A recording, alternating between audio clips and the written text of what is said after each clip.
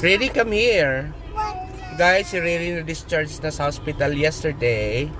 Magkasama na silang dalawa ni Rara. So, na-miss nila yung isa't isa. And we will make sundo. We will fetch Kuya Jassy here in the hospital.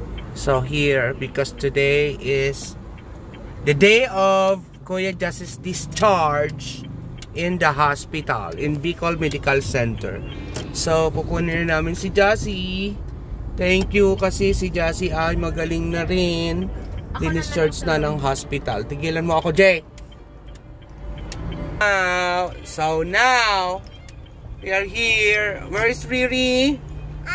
Okay, magaling ng Riri. And where's Rara?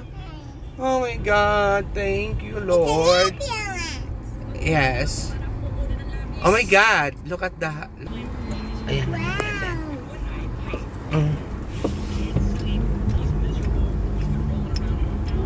Oh my God, paano tayo nito? Maraming ano. Paakyat na kami dito. Jassy is there na. Kuya Jassy is there na.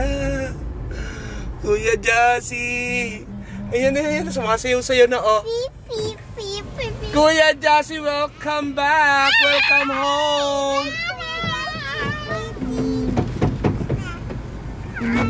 Dali na. Buksan na. Oh, Kuya Jassy.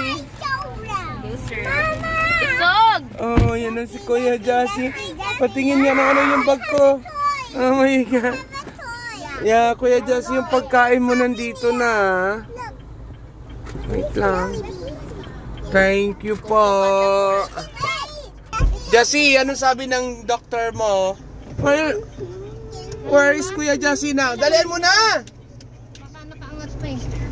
Aangatin kita dyan. Aangatin talaga kita dyan. Kanina pa kami. Hey! Oo. Jassy, JJ! Cedric, kunin mo nga to. Videoan mo doon. Mayroong bukas na pinto. Sabi ko na sa likod, hindi ka ano. Said, ano yun daw? Nalak magkakagabi. Wait lang. Kuya Jassy.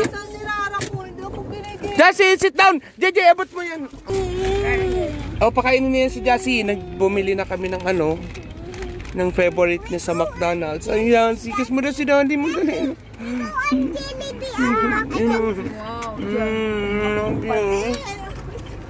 Nako, nandito na kami lahat. Oh, Cedric, ka.